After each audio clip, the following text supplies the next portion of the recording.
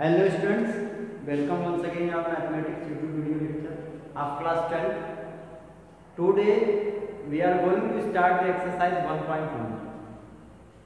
Till now we have understand the concept of relation and types of relation. At what conditions does the relation is said to be reflexive, symmetric or transitive और N equivalent relation. अभी तक हम लोगों ने ये समझ लिया कि रिलेशन क्या होता है और रिलेशन का टाइप रिफ्लेक्सिव कब कहा जाता है, रिलेशन को सिमेट्रिक कब कहा जाता है और ट्रांजिटिव कब कहा जाता है, किन कंडीशंस में ये रिलेशन को कहा जाता है। और अगर ये कोई रिलेशन इन तीनों ही कंडीशन को सेटिस्फाई करता है तो उसे हम इक्विवेलेंस रिलेशन कहते हैं। तो आज हमें एक्सरसाइज 1.1 स्टार्ट करना है जो कि इसी कॉन्सेप्ट पे बेस्ड है। तो क्वेश्चन नंबर फर्स्ट देखते हैं, determine whether each of the following relations are reflexive, symmetric and transitive. निश्चित करिए कि क्या दिए गए जो रिलेशंस हैं that are reflexive, symmetric and transitive are not. So the first question says that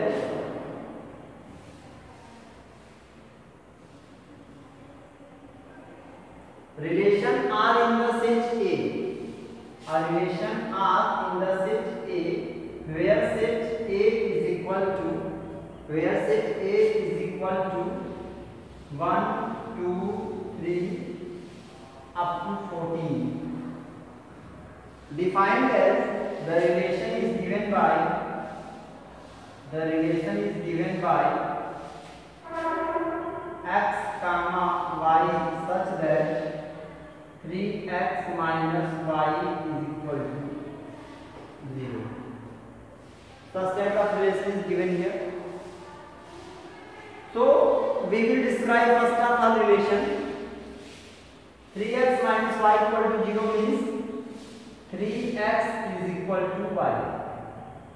This implies that 3x minus y equal to 0 means 3x equal to y means जो second वाला एलिमेंट है वो first वाले element का 3 times होना चाहिए। And x y both belongs to A और x Y दोनों एक एलिमेंट होने चाहिए। तो ऐसा एक एग्जांपल भी हम लोगों ने अपने प्रीवियस वीडियो में लिया था जब हम आपको रिलेशन का टाइप समझा रहे थे, रिफ्लेक्सिव, सिमेट्रिक और ट्रांजिटिव। तो 3x इक्वल टू y देना है मींस x इक्वल टू 1 2 3 4 5 6 7 8 14 तक रख सकते हैं और y की करेस्पॉन्डिंग वैल्यू निकाल सकते हैं। तो x1 पे y3 आएगा, x2 रखेंगे तो y आपका 6 आ जाएगा, 3 × 2 6 आ जाएगा और x आपका 3 पुट करते हैं तो y 9। ऐसे ऑर्डर पे मिलते जाएंगे, 14 तक ही नंबर्स लेनी है। यानी कि x आप 5 रखेंगे अगर तो वहाँ पे y आपका 3 × 5 मींस 15 आएगा और 15 यहाँ इस नंबर का, इस सेट का कोई नंबर नहीं है तो क्या 3, 15 हम कंसीडर कर सकते हैं इस रिलेशन में? नहीं कंसीडर कर सकते because 15 does not belongs to A. तो r इज इक्वल टू हमारा हो जाएगा 1, 3, y is the 3 times of x, 3, 1 नहीं 1, 3, 2, 6, 3, 9, 4, 12. Now we are going to check the reflexivity. Reflexivity check करते हैं आइए। Since 1, 3 belongs to R, 1, 3 R से belong करता है तो क्या ये जो इसका 1, रिफ्लेक्सिविटी चेक कर रहे हैं तो a, a होता है यानी 1, 1, 2, 2 इसमें होना चाहिए था बट नहीं है। यहाँ लिख देंगे since 1 belongs to A but 1, 1 do not belongs to R, so relation R is not reflexive. So relation R is not reflexive. Second check करते हैं इसका, सिमेट्रिसिटी चेक करते हैं। तो 1, 3 R में है तो इसका रिवर्स ऑर्डर पेयर में होगा मींस 3, 1 है क्या? नहीं है।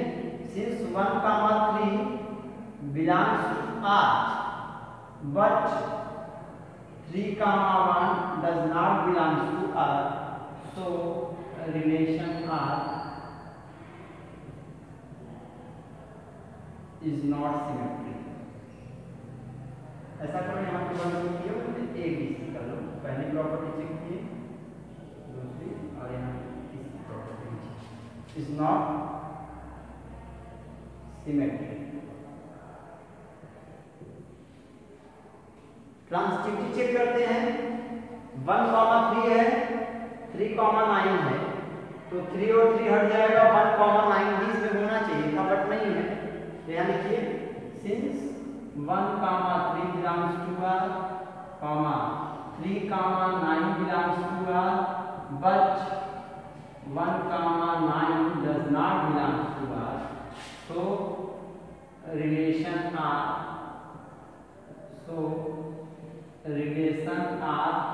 is not transitive। मीन्स बेटा ये न तो सिमेट्रिक है, न तो रिफ्लेक्सिव है, और न तो ट्रांजिटिव है। सेकेंड वाले में भी आपको इसी तरह से करना है। Relation R in the set of natural numbers defined as, आपको जो n है वो नेचुरल नंबर का सेट है और r एक रिलेशन इसको डिफाइन किया गया है। पहले का सेकंड के लिए रिलेशन हम बना दे रहे हैं। r इज इक्वल टू कहा जा रहा है कि x, y order pair x, y such that y is the x plus 5 and x is less than 4, means possible value of x is 1, 2, 3 because x must be less than 4 and x is a natural number, so it will lie between 0 and 4. So 1, 2, 3 possible values of x is 1, 2, 3 and for x equal to 1, 2, 3 the y will be 1 plus 5, 2 plus 5 and 3 plus 5. So y equal to 6, 7 and 8. So our relation will be when x is the 1, y is the 6, x is the 2, y is the 7 and x is the 3, y is the 8. Such type of relation is reflexive? No, because 1, 1 or 2, 2 does not belong to relation. This is symmetric? No, because 1, 6, then 6, 1 is not here, so it is not symmetric and also it is not transitive. तो ये आपका क्या होगा, न तो symmetric है, न reflexive है, न तो ट्रांजिटिव है। ऐसे ही रिलेशन क्वेश्चन नंबर 3 में भी दिया गया है कि r in the set a equal to 1, 2, 3, 4, 5, 6 ना, और r is equal to x, y is divisible by x, y is divisible by x, y जो है वो x से डिविजिबल होना चाहिए। मींस यहाँ जो सेकंड नंबर है ऑर्डर पेयर की वो पहले नंबर से कंप्लीटली कट जानी चाहिए। तो आप ले सकते हैं 1, 1 आएगा, 1, 1 से डिविजिबल है, 2, 2, 3, 3, 4, 4, 5, 5, 6, 6, ये एक तो ये हो जाएगा और फिर 2, 1 आएगा, फिर 3, 1 आएगा, 4, 1 आएगा, 5, 1 आएगा, because sorry y is divisible by x, means ये जो है वो डिविजिबल होना चाहिए। तो 1, 1, 1, 2, 1, 3 ऐसा एग्जांपल हम लोगों ने लिया था। y must be divisible by x, not divides x, y divisible हो x से, मींस y कट जाए जब x से डिवाइड दिया जाए, तो अगर x पे 1 हो तो y सबको काट देगा वो। तो 1, 1 यानी इसमें r में आ जाएंगे अपने elements 1, 1, 2, 2, 3, 3, 4, 4, 5, 5, 6, 6 and y also divides 1, 2 because y is divisible by x, 2 is divisible by 1, 1, 3, 1, 4, 1, 5, 1, 6 and for 2, 2, 4, 2, 6 and for 3, 3, 6 and for 4 and 5 they does not divide 5 and 6, so relation does not continue. तो r is equal to आपका ये relation मिल गया। क्या ये आपका reflexive है? बिल्कुल, क्योंकि a में नेचुरल नंबर में 6 तक की नंबर्स दी गई हैं जो हमारे A6 है, 1 2 3 4 5 6 और 1 1 2 2 3 3 4 4 5 5 6 6 ये रिलेशन में है। तो ये आपका रिफ्लेक्सिव है। लिखने का तरीका ऐसे लिखा जाएगा, सिंस ऐसे लिखा जाएगा। थोड़ा सा देखो बेटा, थर्ड वाले के लिए लिखने का तरीका ऐसे लिखा जाएगा, since a comma a belongs to r for every a belongs to a। देखिए पूरा मैथमेटिकल लैंग्वेज लिखा गया है, बहुत ध्यान समझना है। जब कहा जा रहा है ऐसा नहीं कहेंगे हम कि 1 comma 1 दिखाएंगे नहीं कि 1 1 1 2 2 3 3 सब ऐसे नहीं। उसके लिए एक कॉमन बात लिखी जाएगी कि a comma a r से बिलोंग करता है। ये फॉर ऑल पढ़ते हैं। फॉर ऑल मींस जहां पे कि सभी a या a जो है वो किसका एलिमेंट a का, यानी a के जितने भी एलिमेंट्स हैं वो सभी a कॉमा a r से बिलोंग करते हैं। इसका मतलब है कि ये रिफ्लेक्सिव है। ऐसे ही लिख देंगे a comma b belongs to r for all a and b belongs to a। Sorry, a comma b belongs to r and b comma a also belongs to r। भाई a भी है तो b a भी है, तो ये symmetric हो जाएगा। फिर अब देखते हैं इसकी ट्रांसटिविटी। 1 1 है, 1 2 है, तो अगर 1 1 काट देंगे तो नया पेयर मिलेगा 1 2, तो 1 2 यहीं पे है। 2 2 है और मान लेते हैं 2 4 है, तो ये 2 और 2 काट देंगे 2 4 आएगा। 2 4 तो यहाँ पे है ही है आपका। ऐसे ही आप चेक करो 6 के लिए, मान लेते हैं कि आपका है 1 6 और 6 6, तो 6 और 6 कैंसिल आउट हो जाएगा, 1 6। तो आई थिंक ये सिमेट्रिक ट्रांजिटिव है क्या? हाँ, ट्रांजिटिव लग रहा है। 4 4 है और 4 तो है नहीं कहीं, तो ट्रांजिटिव भी है। तो ट्रांजिटिविटी के लिए क्या लिखेंगे आप इसको कि a comma b belongs to r, b comma c belongs to r, then a comma c also belongs to r for all a b c belongs to a। आई बात समझ में?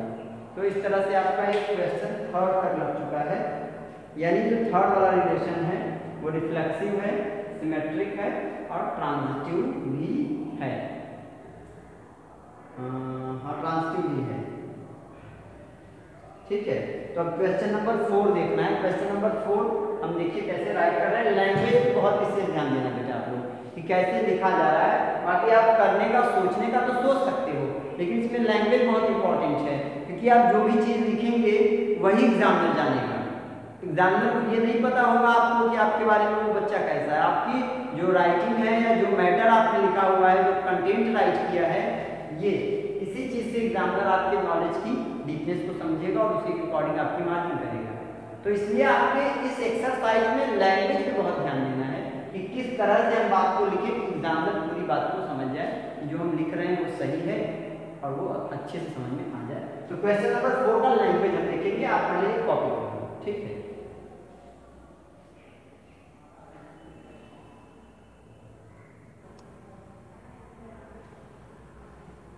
क्वेश्चन नंबर 3 में थोड़ी सी मिसअंडरस्टैंडिंग हो गई बेटा, गलत उस लैंग्वेज में बोल दिया मैंने अभी कि ये सिमेट्रिक नहीं है, मतलब रिफ्लेक्सिव है, ट्रांजिटिव है, सिमेट्रिक नहीं है, क्योंकि 1 कामा 2 इसमें है बट 2 कामा 1 कहीं नहीं नजर आ रहा है।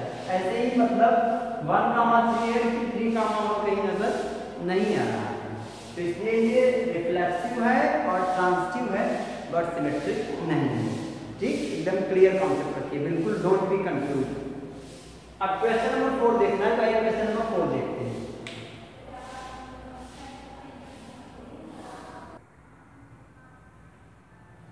Now we have question number 4 or first.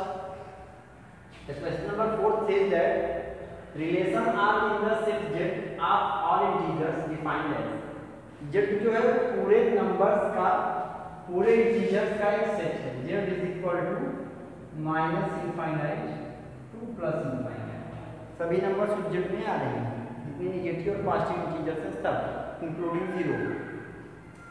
और x y order pair relation में है, और वही एलिमेंट एक्स वाई आएंगे where x minus y is an integer, x minus y is an integer. जबकि यहाँ पे जो ऑर्डर पेयर्स आएंगे तो ऐसे नंबर्स आएंगे जिनका कि डिफरेंस एक इंटीजर आए, पहले से दूसरे का डिफरेंस। तो आपको पता है कि ये सब इंटीजर्स हैं, तो अगर x माइनस वाई इंटीजर है तो x कॉमा x भी इंटीजर होगा। जैसे मान लेते हैं कि z में आया -1 -2 ऐसे आया हुआ है z में, तो r में आ जाएगा -1 -2 -1 -3, तो -1 कामा -1 भी तो r में आएगा, क्योंकि x और y इंटीजर ही होनी चाहिए ना। तो -1 कामा -1 भी तो एक इंटीजर है, x माइनस वाई जो -1 कामा -1 दोनों का डिफरेंस 0 आ जाएगा, वो भी इंटीजर हो जाएगा। लेकिन इसे लैंग्वेज में कैसे लिखेंगे? देखो बेटा, हम आपको केवल ये सिखा रहे हैं कि लैंग्वेज में कैसे लिखते हैं, बाकी आप अपने दिमाग से सोच सकते हैं कि ये रिफ्लेक्सिव होगा कि नहीं, सिमेट्रिक होगा कि नहीं, ट्रांजिटिव होगा कि नहीं। तो ये तीनों होगा, आप समझ रहे हैं। क्योंकि अगर x कामा y का डिफरेंस इंटीजर है तो x माइनस x का भी जो डिफरेंस होगा वो इंटीजर, क्योंकि 0 0 एक इंटीजर है, यानी कि ये रिफ्लेक्सिव होगा। सिमेट्रिक भी होगा क्योंकि x कामा y एक इंटीजर है, पॉजिटिव या नेगेटिव कोई दिक्कत नहीं है। तो y माइनस x अगर ले y कामा x यानी तो वो भी एक इंटीजर होगा, यानी ये सिमेट्रिक भी होगा। ठीक, अब हम दो इंटीजर्स ले लेते हैं 1 2 और 2 3। तो 2 2 काट के 1 3 जब लेंगे तो 1 3 भी तो एक इंटीजर ही है, मींस ये रिफ्लेक्सिव है, सिमेट्रिक है और ट्रांजिटिव है। बहुत आराम से सोचिए। लेकिन इसका लैंग्वेज कैसे राइट करेंगे? देखिए, लैंग्वेज राइट करने के लिए क्या करते हैं कि पहले हम लिख लेते हैं जो हम नंबर में लिखने वाले थे, अब उसे हम अलजेब्रिक फॉर्म में लिखेंगे यूजिंग द वेरिएबल्स। जैसे 1 का 1 2 का 2 ऐसे लिख रहे थे, अब लिखेंगे for every x belongs to z, हर वो एलिमेंट जो z से बिलोंग करता है वो r से भी बिलोंग करेगा। x comma x belongs to r means a comma a belongs to r because x minus x equal to 0। भाई ये इंटीजर होना चाहिए ना दोनों का डिफरेंस, तो 0 दोनों का डिफरेंस आ रहा है तो 0 इंटीजर तो है, मींस ये जितने भी एलिमेंट z में हैं वो अपने के साथ अपना पेयर r में देंगे। इसलिए ये क्या है बेटा, रिफ्लेक्सिव है, इसलिए r इज रिफ्लेक्सिव। r क्या हो गया हमारा, रिफ्लेक्सिव हो गया। सेकंड कंडीशन में कहा जा रहा है कि अगर x कामा y r से बिलोंग करता है तो y कामा x भी बिलोंग करेगा, क्योंकि अगर x माइनस y एक इंटीजर है आइदर पॉजिटिव और नेगेटिव, तो y माइनस x भी एक इंटीजर होगा। यहां देखिए डिस्क्राइब करके लिखा गया है कि x comma y belongs to r means x minus y is an integer, which implies that minus x minus y is also an integer, means ये माइनस का अंदर मल्टीप्लाई करेंगे y minus x it is also an integer। तो y minus x अगर integer है तो y कामा x यहाँ पे पाया जाएगा। तो अगर x कामा y और y कामा x दोनों यानी कि ऑर्डर पेयर का रिवर्स ऑर्डर करने पर भी वो पेयर हमें हमारे रिलेशन में मिल रहा है, तो वो क्या कहा जाएगा, सिमेट्रिक, मींस r एक सिमेट्रिक रिलेशन है। ट्रांजिटिव भी ऐसे लिखेंगे, x y z और y z दोनों r से बिलोंग करते हैं, प्रूफ करना होगा कि x z भी r से बिलोंग करता है। अब अगर x y z r से बिलोंग करता है, इसका मतलब x y का डिफरेंस एक वो है, इंटीजर है। y z बिलोंग करता है तो वो भी एक इंटीजर है। तो अगर हम दोनों को जोड़ देते हैं minus y plus y cut जाएगा। देखिए x माइनस वाई एक इंटीजर था, y माइनस जेड भी एक इंटीजर था, अगर ऐड कर देते हैं minus y plus y cut जाएगा तो x माइनस जेड, तो दो इंटीजर को ऐड करने पर भी एक इंटीजर ही आता है, मींस x माइनस जेड यानी कि x माइनस जेड भी एक इंटीजर आएगा, मींस x कामा जेड भी आगे पाया जाएगा, क्योंकि x माइनस जेड भी तो जो डिफरेंस जिनका इंटीजर हो वही लिखे जाएंगे, मींस x कामा जेड भी आगे अगर पाया जा रहा है तो ये इसका मतलब ट्रांजिटिव है, यानी कि r जो है रिफ्लेक्सिव है, सिमेट्रिक है और ट्रांजिटिव भी है। आई बात समझ में नहीं आप सबको? तो इसका ये लैंग्वेज बहुत इंपॉर्टेंट है, आप लैंग्वेज को दो बार एक बार अलग अलग तरह से राइट करके समझेंगे लिख करके। क्वेश्चन नंबर 4 में कहा जा रहा है 5 में कि आपसे कहा जा रहा है relation R in the set of human beings in a town at a particular given by. अब इसमें 5 क्वेश्चन दिए गए हैं। पहले में कहा जा रहा है कि x and y work at the same place, तो x और y एक ही जगह पर काम करने वाले लोग हैं, तो अगर x और y एक ही जगह पे काम करते हैं, मींस x और x भी एक जगह पे काम कर रहे हैं, वो भी आ सकते हैं उसमें। ये रिलेशन क्या हो गया? रिफ्लेक्सिव। सिमेट्रिक भी होगा, क्यों? क्योंकि अगर x y एक जगह पे काम करने वाले लोग हैं तो y x जो ऑर्डर कहलाएगा वो भी एक ही जगह पे काम करने वाले लोग होंगे, वो भी रिलेशन में पाया जाएगा। और ट्रांजिटिव भी है, क्यों?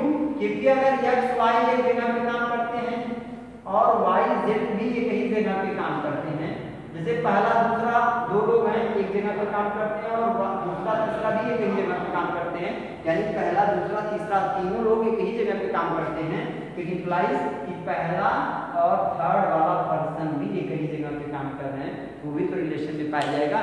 मींस ये जो फिफ्थ का पहला वाला क्वेश्चन है वो सिमेट्रिक है, रिफ्लेक्सिव है और ट्रांजिटिव है। तो आपको केवल करना क्या है? लैंग्वेज राइट करनी है, बाकी आप समझ रहे हैं अच्छी तरह से। अब लैंग्वेज राइट करने के लिए आपको लैंग्वेज आनी चाहिए, सबसे बड़ी बात है। तो आपको अगर लैंग्वेज नहीं आ रही है तो आप क्या कर सकते हैं? अपने किसी ऐप का या किसी रेफरेंस बुक्स का हेल्प ले सकते हैं कि लैंग्वेज कैसे लिखनी है। मैंने कुछ लैंग्वेज राइट करके आपको बताए हैं। अब बाकी फिफ्थ में जितने भी क्वेश्चन हैं, फिफ्थ में 5 क्वेश्चन हैं, जिसमें एक भी मैंने फिर बता दिया है। तो वो सारी चीजें आपको क्या होंगी? लैंग्वेज उसका चाहिए, और उसके लैंग्वेज के लिए आपको जो भी रेफरेंस बुक या अगर आप कहीं इंटरनेट पे कुछ मिल जाता है आपको सजेशन वगैरह, जिसमें से क्या केवल लैंग्वेज देख लीजिए कैसे लिखा गया है, राइट कैसे किया गया है, वो लैंग्वेज आप अपनी कॉपी में राइट करके और वो लैंग्वेज समझ लीजिए, अपने दिमाग में बैठा लीजिए कि वेरिएबल वाली लैंग्वेज ऐसे ही लिखी जाती है। इसमें बच्चों को ये तो समझ में आता है कि हाँ रिफ्लेक्सिव है। जैसे अगर मैं एग्जाम्पल थर्ड का कराए, आज is the relation x, y where x is wife of y, x is wife of y, x जो है y वाइफ है ना, तो x y की वाइफ है तो आर में आ रही है, क्या y x की वाइफ है जो आर में आएगा? नहीं, क्योंकि x वाइफ हो चुकी है y की, तो क्या y जो होगा वो x की वाइफ होगी? नहीं, तो x कामा y आएगा लेकिन y कामा x नहीं आएगा, इसका मतलब ये सिमेट्रिक नहीं होगा। x कामा x भी नहीं आएगा क्योंकि x की ही वाइफ नहीं हो सकती, x y की वाइफ है, तो x कामा x भी नहीं आएगा इसमें, तो इसका मतलब ये रिफ्लेक्सिव भी नहीं होगा, x कामा x नहीं आएगा, और x कामा y है लेकिन y कामा x नहीं है, तो ये सिमेट्रिक नहीं है। ट्रांजिटिव भी होगा, क्यों होगा कि देखते हैं, x is the wife of y and y is the wife of z। ऐसा पॉसिबल है क्या कि अगर x को वाइफ है y की, तो y भी किसी का वाइफ हो सकता है? नहीं हो सकता है। तो इसका मतलब है कि ये न तो रिफ्लेक्सिव है, न तो सिमेट्रिक है और न तो ट्रांजिटिव है। तो ऐसे तो आप समझ जाएंगे कि हाँ ये नहीं है, लेकिन इसकी लैंग्वेज कैसे राइट करेंगे बेटा? लैंग्वेज के लिए मैं फिर कह रहा हूँ कि आप रेफरेंस बुक्स या किसी बुक के एग्जांपल्स की लैंग्वेज कॉपी कर सकते हैं, या तो आपके कहीं इंटरनेट पे कहीं किसी ऐप से या किसी दूसरे सोर्स से अपनी लैंग्वेज राइट करके और उसका सारा जो लैंग्वेज लिखा हुआ है अच्छी सी लैंग्वेज, वो मेरे पास व्हाट्सएप पे जरूर सेंड कर दीजिए सभी बच्चे, ठीक है। क्वेश्चन नंबर फर्स्ट आपका कंप्लीट हो चुका है, इसमें बचे हुए क्वेश्चन आपको करने हैं, और क्वेश्चन नंबर 2 जो है उससे और उसके आगे बाद में हम देखेंगे नेक्स्ट वीडियो में। लेकिन लैंग्वेज पे बहुत विशेष ध्यान देना है, ये नहीं कि जब एग्जाम आएगा तब हम लैंग्वेज पढ़ेंगे, नहीं, लैंग्वेज अभी से अपने माइंड में सेट कर लीजिए कि हमको कैसे लैंग्वेज राइट करनी है अपने एग्जाम में। अभी से सेट कर रहेंगे तो उसमें जाके कॉन्फिडेंस बन जाएगा, आपका कॉन्फिडेंस लेवल बहुत हाई रहेगा कि हाँ मैं लैंग्वेज राइट कर सकता हूँ या कर सकती हूँ। और इस समय अगर नहीं मेंटेन कर पाओगे बेटा तो आगे बहुत प्रॉब्लम होगी आपको, क्योंकि एग्जाम प्रेशर आते आते अब आपको सबसे ज्यादा बर्डन लगेगा कि लैंग्वेज कैसे आती है, क्या याद करूँ मैं इसमें, क्या याद करूँ क्या छोड़ूँ, समझ में आ रही बात? तो अभी से आप लैंग्वेज राइट करने की प्रैक्टिस जरूर कर लीजिए सभी बच्चे, ओके। और नेक्स्ट वीडियो में अपने क्वेश्चन नंबर 2 से देखेंगे, ओके। Thank you students.